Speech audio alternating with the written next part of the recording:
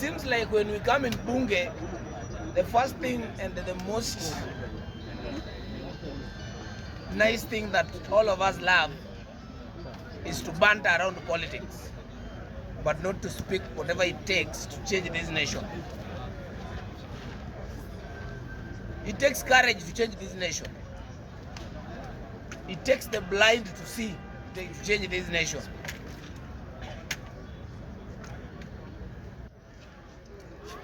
It takes self-awareness for this nation to change. It doesn't take any movement, because I believe in the history of Kenya.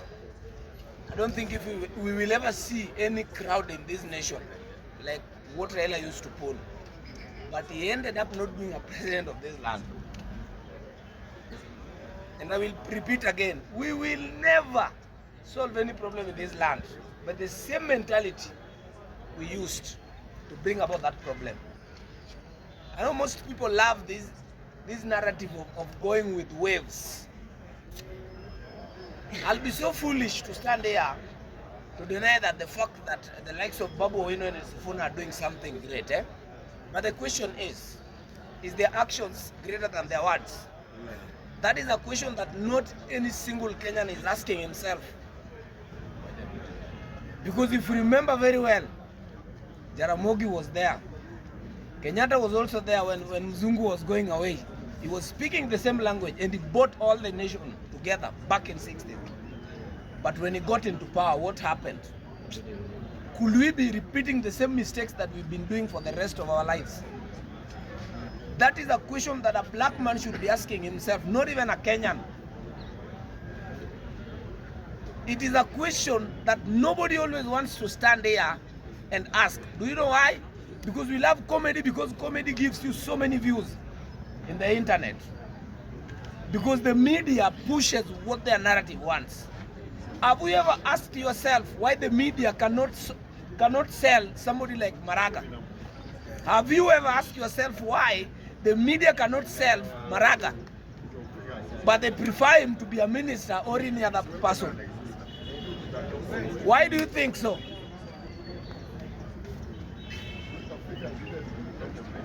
Is there anybody who have ever asked himself why the media can never sell the right people to be in office? That means for us to change power, we must own the nation, the media. For us to change power, we must be self-sufficient. For us to change whatever is happening, we must be in a position to actually sponsor our own candidates. That is a question. That is a question that not any single Kenyan wants to speak about. In the political arena today, is there anybody who knows any single individual politician who has never been in office, who is new into politics? I can tell you one thing. Who can change anything? There's nobody. That is a question that most of the time Kenyans never ask themselves. I want to recall the words of Malcolm X before he died in 1965. He said that for a black man to be free, he must understand that the oppressor who made a choice to oppress you will never give you that freedom. But the path of revolution is what will give a black man a freedom. We will never get that freedom we are yearning for, so long as we are not the drivers of any narrative in the nation. We will never get it. But every 5 years in any political arena, whatever will happen, every single individual will choose a side based on your interest, and that is what the nation will decide. And after 1 or 2 years, after elections, we'll come here complaining again. Good. Why am I saying that? We don't get time to speak about the real reason why we are suffering in Africa, not even in Kenya alone. Why? Because most credit is always given anywhere, not even in Bunge alone. If you go to the media, if you go to, and even in the social media, do you know there is no one who will listen to what Miguna says? And even the mainstream media will not sell what Miguna wants. Do you know why? Because that is the hard truth. That is the hard reality that can change this nation. Forget about even what Babu Owino is selling or Gachagua, or even Sifuna. The hard truth is what Miguna is saying is what can change this nation. But why do you think Miguna is not famous as them? Why do you think so? Because you and me have never stand in a position to question ourselves. What do we want to change our land? Remember, when Uhuru Kenyatta was the president of this land, when William Ruto came, what did he tell us? The narrative was the dynasty vis-a-vis the common people, right? In 2002, the narrative was, we are tired with Mo. We got Kibaki into power, right? We still have the same problems. Because I can remember there was a report written by a judge called Ndungu based on lands. Up to date, it has never been solved. In 2007, it was a tribal clash. The central people wametuongoza for so long, and we ended up with a post-election violence. In 2013, it was about generation, the young versus the old. If I'm not lying. In 2017, it was about supremacy battle. That was the narrative. In 2022, the poor versus the rich, the common versus the dynasty. Did it save us? In 2027, is one term versus two term. Do you think it is going to solve our problem? That is a question that a black man is not asking himself. From the northern part of this land to the southern part of this land. And I will tell you that the country that has suffered the most in the entire continent of Africa is DRC, Democratic Republic of Congo.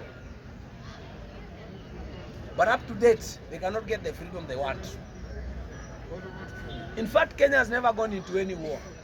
Because even in 2007, you only lost around 1,300 lives. But do you know Congo at one point lost 20 million people as a population during King Leopold? But nobody talks about that. Nobody. Right now, there's a scenario, there's a dam that busted. After that dam busted, now we want to talk about real issues here. Not politics, real issues that can change this nation. There's a dam that busted here in Rift Valley. After the dam busting, after the situation being controlled, what happened? The Israeli bought the Nini. I know this one cannot sell in the internet because the Jews control the world. This one cannot sell. So if you pick it, it's upon you. They bought the land, 520 something acres of land. Are you getting me? And nobody questions how many people died there. In Laikipia, there was a time the British Army based in Nanyuki brought about a fire and they spread chemical around Laikipia County. And it really killed so many people. Nobody talked about it until the day we will realize what is ailing us. And stop following these narratives of one term, two term, dynasty versus I don't know who. We will change what is ailing us. But this one, I'm very courageous to stand here and tell you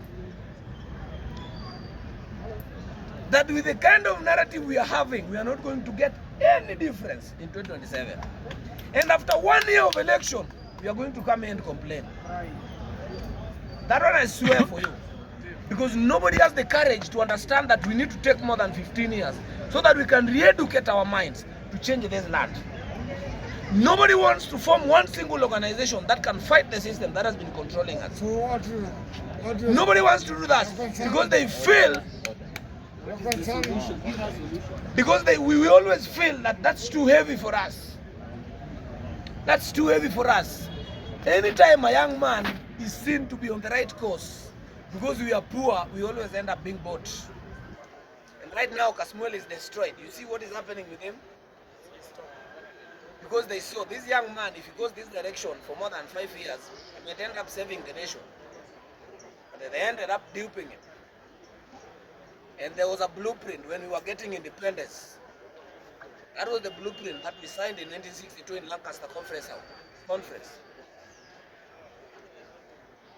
Number one, if you see any man who wants freedom for a black man, that is what they wrote down. If he's cheap, buy him with a liquor. If he's a little bit classy, fool him with some simple power. but don't give him what it takes to have the real power. Buy him cars, and that is exactly what they're doing even to our presidents. That's why anytime, I guarantee you, the men who will board a plane to Chatham House, either one of them is going to be the president of this land, whether we like it or not. I don't know who he is, but I've only seen two men visiting Europe. That is Rigathi Gachagua and the sitting president. And it always happens so. When they come from Chatham House, UK, they go to Washington, DC. When they come back here, they lie to you. And we elect them again. And the problems continue every single day. And nobody wants to talk about that. From morning to evening, we always talk about individuals here. Because none of us has the mandate and the power and the courage to come speak here and tell the people what is ailing them. Why? Because you and me doesn't want to take that time to listen to that. We love narratives. And those narratives will never change this nation. Until the day we'll find a way of speaking about the real issues of our land, that is when this nation will change. But so long as we keep on clinging on narratives, it will never change anything. Every one of us here will have a side to support. The one who will carry the day will win. But I guarantee you, you and me will never have anything to do with it, apart from those who will sit on the table. So it is high time we spend more credit here speaking about the real issues, what can change this nation, rather than speaking about narratives and individuals.